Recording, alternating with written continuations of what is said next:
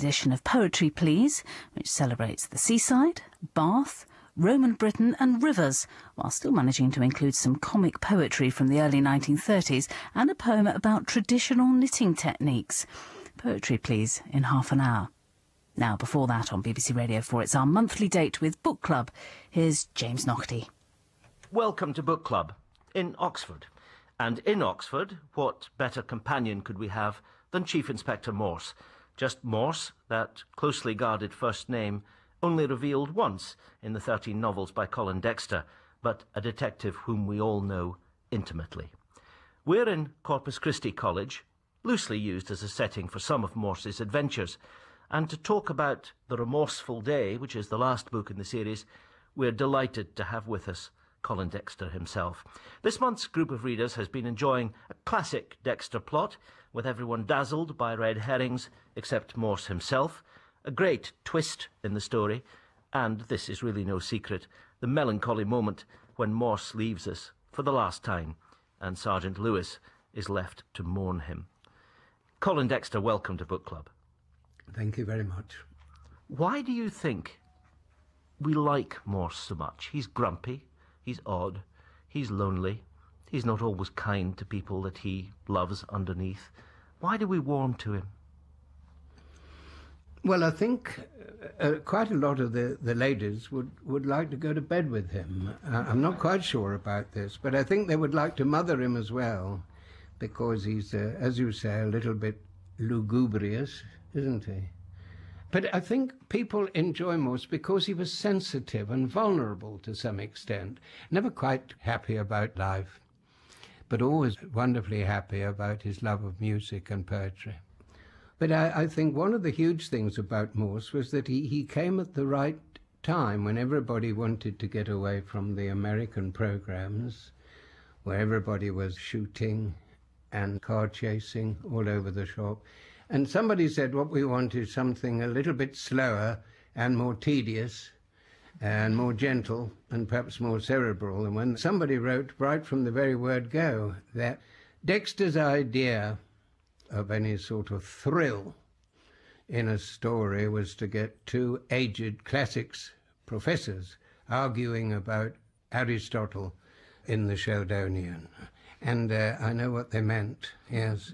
But it came at the right time. So let's turn to our readers here. Let's have the first question. Am I right that it's largely a carefully plotted puzzle, a kind of grid, where different bits of information are then given to the reader and to the characters themselves on occasion in the novel, so that slowly this grid is filled out, and at the end of the day we then have a completed puzzle and the whole grid is revealed to us? Or is it not perhaps quite as mechanical as that when you put it together? I've often been asked to argue with other crime writers about which comes first, the characterization or the plot. It seems to me a wholly phony question, because for me it is the word story which subsumes them most. So when I wrote this last book, I knew that I was about to run out of ideas, and I felt none of us got much better as we got older, and I thought if I could think of one more plot, it would fit in very nicely with Morse finishing his time with the police force. And that's what happened, really. I didn't kill Morse off from the word go. I didn't quite know what was going to happen, but you see, Morse wasn't never going to be an old bones. I knew that. So fairly early on, I knew what the end was going to be. I thought, well, we must put into this particular story the fact that he'd got diabetes, the fact that every day of his life he gave up smoking. He drank far too many bottles of single malt whiskey. He never took any exercise on principle. And I think these two things worked together fairly well in my own mind. So whenever I wrote a book, and this one was true, I wanted it to be puzzle. From the word go, as a boy, I was much more interested in the whodunits than the whydunits and the howdunits and so on. So I always knew what was going to happen in the last chapter. But certainly in the middle, I just made it up as I went along, knowing what we would call the terminus ad quem. And of course we begin, you mentioned Morse's illness, in hospital, where he has one of his I suppose, semi-erotic experiences or visions. And then we go back to an unsolved crime. And Strange, that wonderful character, who will emerge as a very important figure at the end of the book, comes on the scene. And one of the things that always strikes me about your plots, your books, is that you do spray the clues around. You don't trick people. It is like a crossword puzzle. It's all there if you can only find it. Yes, I think that's true. When I was a boy, what delighted me above all about reading detective stories was the whodunit book. Dear old Agatha Christie, not in tremendous high opinion now in the crime world, but it seems to me she had more imagination than all of us put together. And I used to love coming to the last chapter, the last page, last paragraph, last two words in one of them, isn't it? And suddenly having this wonderful surprise. And the same with John Dixon Carr. I wasn't too interested in the characterization, but I always wondered how on earth, again, can somebody escape from this locked room from which there was no possible entrance or exit. That was the sort of thing, I think, that coloured my own writing more than anything. And you do love crosswords, of course. Yes, it's about the only thing in life I am good at, James, of crosswords, yes. Colin, there's a thread of humour running through all your books about Morse particularly. And it's not Morse's humour, because he's a grumpy old chap, as you said, and it's not Lewis's humour, because he's sort of stolid and very predictable. And I think it's your thread of humour. It's almost as if you, Morse-like, are saying to us, the readers, concentrate, keep up, keep on top of the plot, because I'm telling you a story and it's important. Yes, the most obvious humour, I think, was the fact that in the chapter headings which I put down, I introduced one or two spurious characters who always said something, I hope, which was fairly amusing. And, in fact, in this book, the very first chapter is introduced by a quatrain from a very distinguished Elizabethan poet. I don't know whether you remember it, about a nurse. Beautiful quatrain of poetry about the nurse with her bodice beautifully starched and so on. I forget the name of the poet, and no wonder I forget the name of the poet, because the poor fellow never existed at all. You called him Edmund Rakes. And I gave him some dates, didn't I? 1537 to 1565. Yes, that's about right. And he's a complete invention. And I just wish we had a little time to hear it, but we haven't. Well, I think we've got enough time to hear it. As o'er me now thou lean'st thy breast, with laundered bodice crisply pressed, lief I'd prolong my grievous ill, wert thou my guardian angel still. Well read, sir. And it's you. Yeah. Well, you learn something on Book Club every time, don't you? You've got one here at the top of chapter 38, which I take it is genuine, from Emerson's journals, Ralph Waldo Emerson, presumably. And it says this, which I think is very apposite to what we're discussing. All persons are puzzles until at last we find in some word or act the key to the man, to the woman. Straightway all their past words and actions lie in light before us. Now, that is Emerson, not you, is it? Just confirmed. I think it sounds a bit too good for me. Yeah. Now, what is that moment with Morse when the puzzle is solved and he lies open before us? Well, in the last book, of course, he only thought of it right at the end. He suspected everybody else, didn't he? The trouble with Morse is he was always going to fall in love with the crook, so he knew, he was clever enough to know that it was usually going to be a girl, didn't he? And it was in the last book. To be honest with you, it's a bit like me. If I got stuck for something to do, I knew perfectly well what was going to give me an infinite number of possibilities. If there's no such thing as writer's block, all you need is a glass of single malt scotch in one hand and a biro in the other. And when I got stuck at all in writing, I just used to drink an awful lot, far too much, of single malt whiskey. 3 potential effects. Either your legs buckle underneath you, don't they? Or your speech gets so slurred and so on. Or else, in Morse's case, his brain became far, far more active. And my mind, with a bottle of scotch inside me, had an infinite number of possibilities about plots. And so when I stopped drinking scotch, I stopped writing about Morse. He said very often, didn't he, that he only used to drink in order to think. He was making it up, of course, but I knew what he meant. You're going to give us a reading from the story now, and unusually with a crime novel, we'll take the reading right from the end. Just give us the end of the book, Colin. Lewis, as you will know, having read the book, I think, had long suspected that Morse had a great deal more to do with the murder of Yvonne Harrison than he was letting on, and he'd in fact seen that Morse had stolen a couple of items from the murder scene. And Lewis at last learns the truth, that his suspicions about Morse acting dishonestly and dishonourably were quite groundless. It's at Strange's party where he's finished with the police force and he meets Lewis. Strange is speaking. Morse knew that I was having an affair with Yvonne Harrison. I don't know how he knew, but he always tended to know things, didn't he? Is that clear, Lewis? Yes, it was clear. You're saying that all Morse did was to save you and save Mrs. Strange.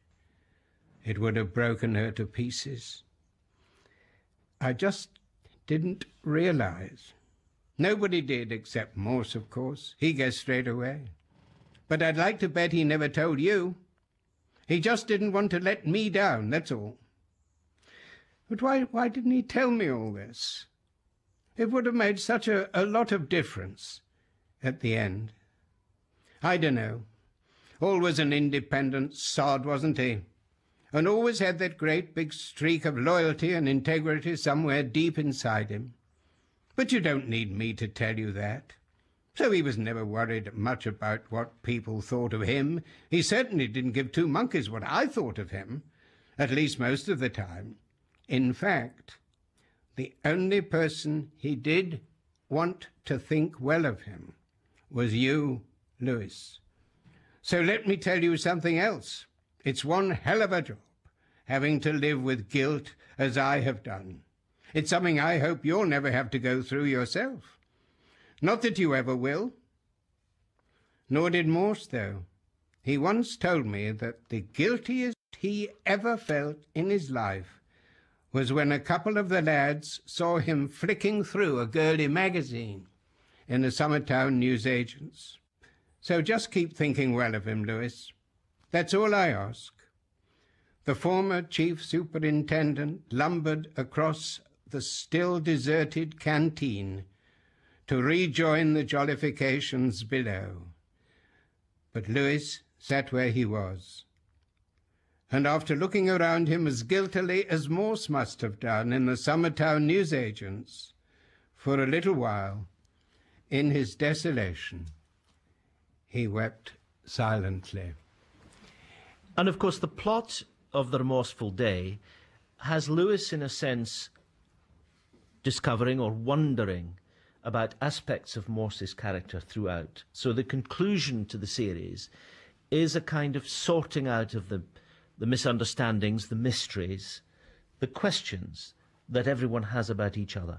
Yes. That's what it's about. And the saddest thing for me was not writing about Morse dying, but having Lewis misunderstanding this. But I'm very glad that in the finish Lewis did discover what had happened.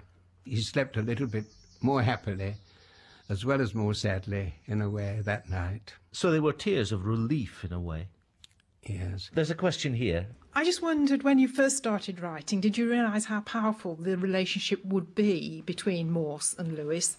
Or did the sort of deepening relationship creep up on you as you were writing?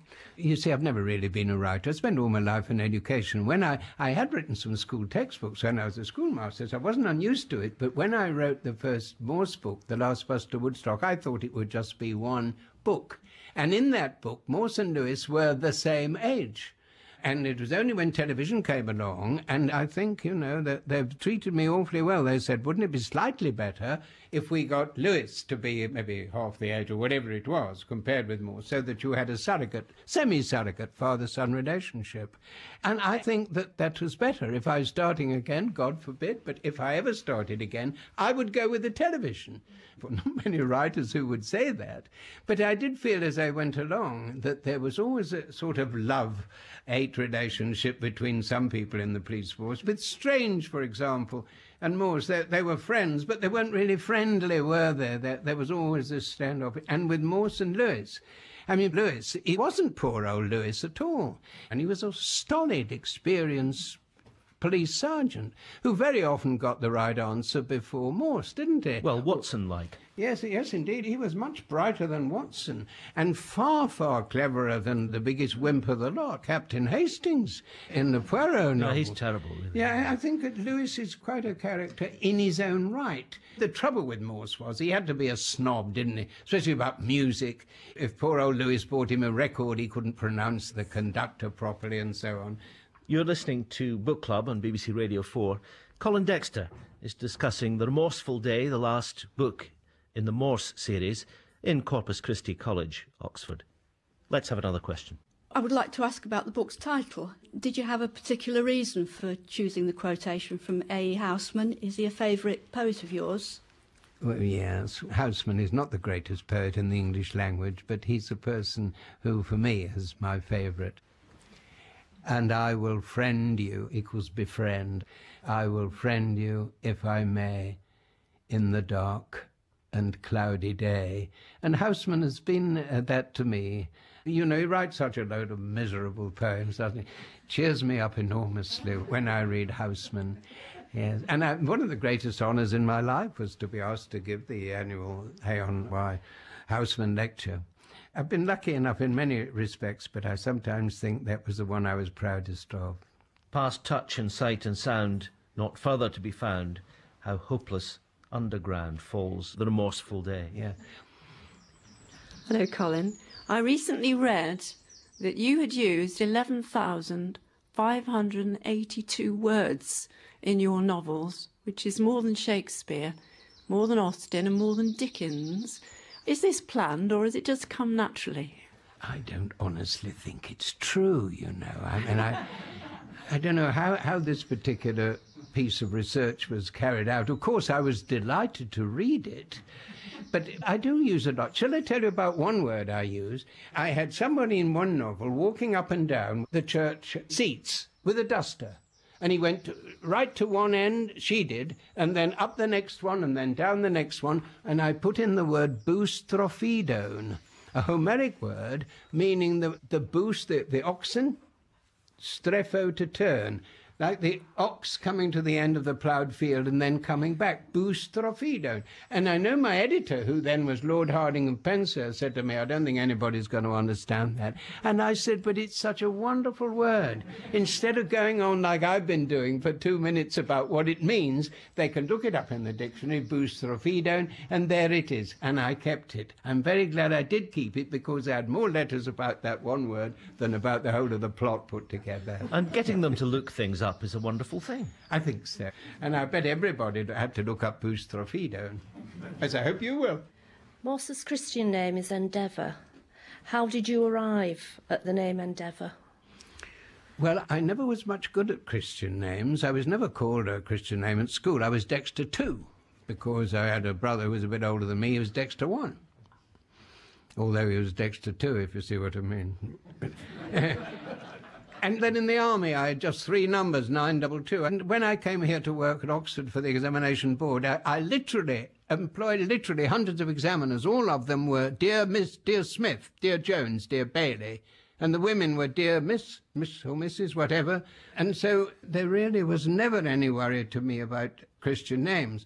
But I put him in hospital once, in one of the books about, I think it was The Wench is Dead, and to add a little bit of verisimilitude, I put a chart on the bottom of the bed.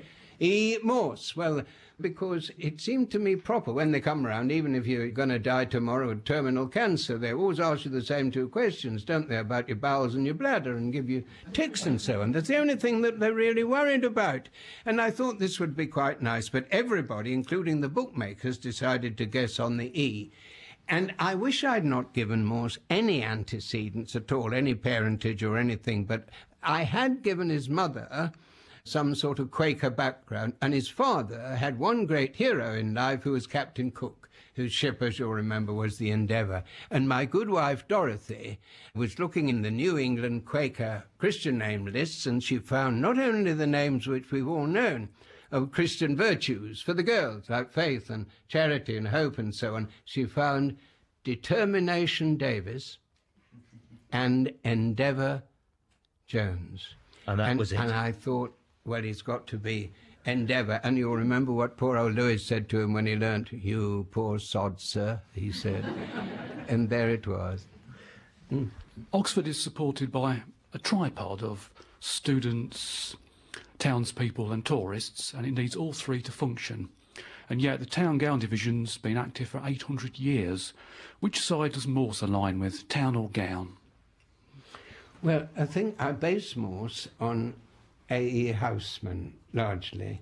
You know, the man at St John's College who got a brilliant first in classical moderations and then failed the last 2 years completely, which was mostly ancient history and philosophy, because he thought his girlfriend was far more important than getting a great degree in Greats.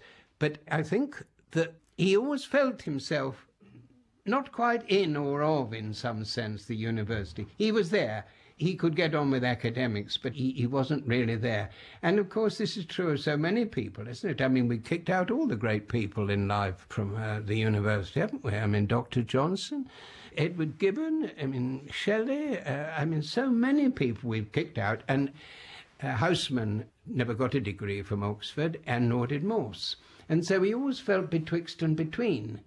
But I think that one of the things that pleased me more than anything in my writing life has been that the City Council has always said that they're very glad that my books did portray, in roughly 50% portions, the town and the gown. In other words, a lot of characters were living in places like Jericho or the Iffley Road or North Oxford or somewhere.